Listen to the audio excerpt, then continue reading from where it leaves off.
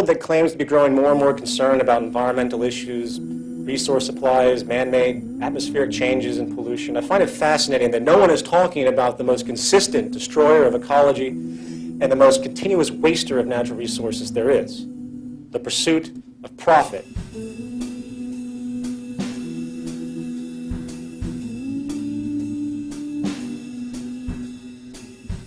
Before the Neolithic Revolution, it's been well documented by anthropologists that there was a natural balance to the planet. Population was in balance because we could only do what the Earth provided for us naturally. Once we started to control the planet through agriculture, and now through many different means, we began to create disimbalance. We began to create uneven supplies. We began to generate scarcity deliberately for the sake of self-preservation and profit. Money, contrary to the attitudes of most of the world's population today, is not a natural resource, nor does it represent resources. If you read economics, they present it as though it's a science. It's funny, you look at economics books and they have graphs and charts and they make complex novel equations. It's all contrived.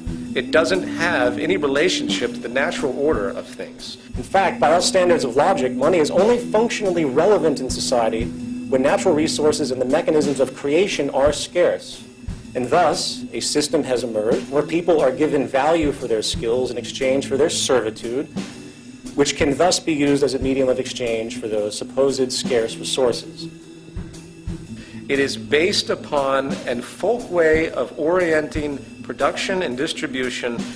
The entire global economic system is based upon people constantly consuming, irregardless of the state of affairs and natural orders of energy, planetary materials, and anything else. It is blind, narrow consumption with absolutely no regard for the environment. The capitalist economy is founded on the very idea of exchanging property in the markets. Even your labor is a form of property in a sense. The world that we know is so bound up in the process of buying and selling that most just can't imagine any other way of functioning human affairs.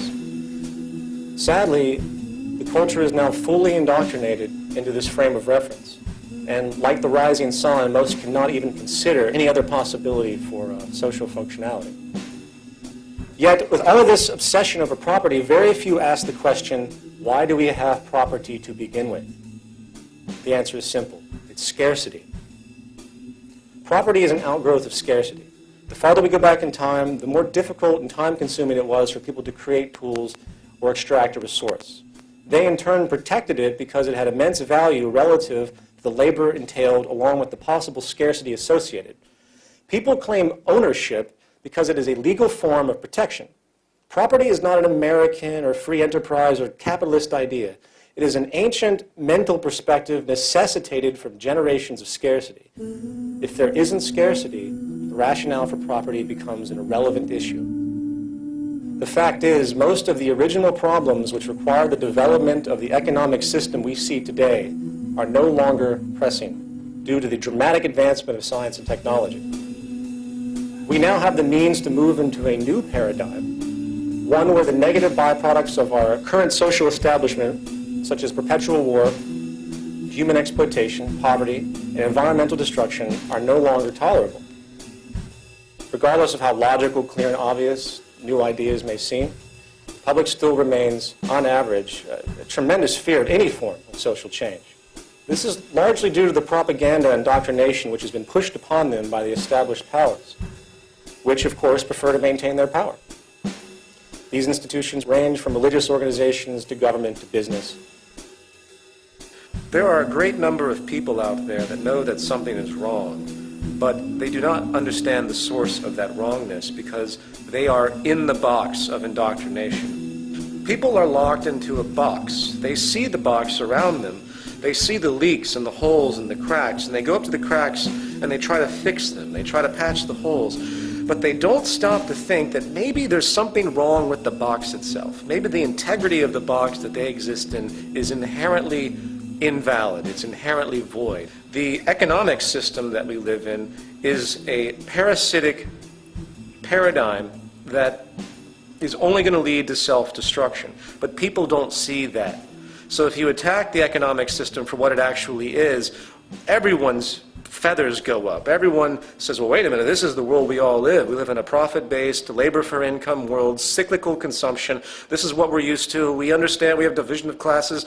You know, they throw in human nature. They throw in everything that will try to make it seem like it's a part of the natural order of reality when it in fact is not. So in other words, the biggest crutch to the evolution of human thought is breaking your own indoctrination. It's very, very difficult to overcome emotional elements that have become so ingrained in you that you have an immediate reaction, an immediate suffering and pain when anything interferes with that. It's a very, very complex problem. We have to learn how to identify and break our own indoctrination if we expect to move forward at all as a civilization. The cultural values and the education barriers of our conditioned culture is the most difficult aspect to consider. Concurrently, society itself is a culture machine. So in other words, society reaps what it sows. If your society's foundation inherently supports self-interest, elitism, greed, and dishonesty, then no one should ever be surprised when certain members of society continuously fall into the extremity of murder, financial corruption, or indifferent selfish gain. In other words, society is not only a product of the sum of its members' values, paradoxically, it's also a generator of them for each new generation. The self-appointed guardians of the status quo are birthed in religion, birthed in economics, birthed in the illusion of democracy that we see today across the world, birthed in the various isms that are entirely pointless: capitalism, communism, fascism, socialism, the self-appointed guardians of the status quo. People that are suffering in the system just like anyone else, but their social identification is so powerful, they are so locked into the box, that they find it infuriating to think that what they're living is actually wrong, paradoxically. And as far as the infamous they, it is simply another social distortion, culminated and reinforced by our environment. There is no singular they.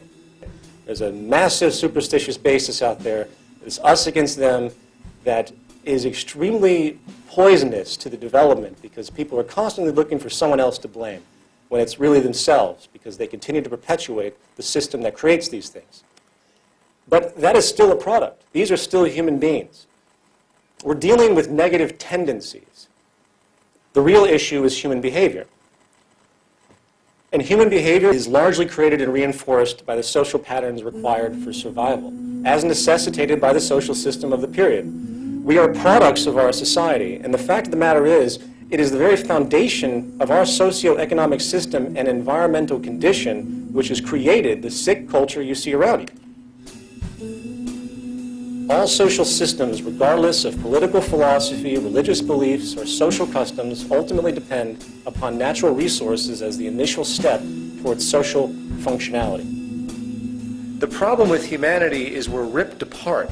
There are far too many ideologies out there that have no basis on anything tangible. All Orthodox religions, at least Western religions, there might be a few elements of Hinduism and Buddhism that are an exception, to me is no different than the isms of state associations that we see in our political sphere, meaning communism, socialism, fascism, capitalism. These are ideas that have been created that have no relevance to nature whatsoever. In other words, they have absolutely no relevance to the carrying capacity of the earth, to our ability to support ourselves, to our ability to produce, to the methods of production, to the methods of distribution, to the way we orient society and keep ourselves alive and keep ourselves healthy and prosper, and for the betterment of what I consider to be the organism of the human species as a single organism. None of those beliefs have anything to do with any of that. And that's a problem.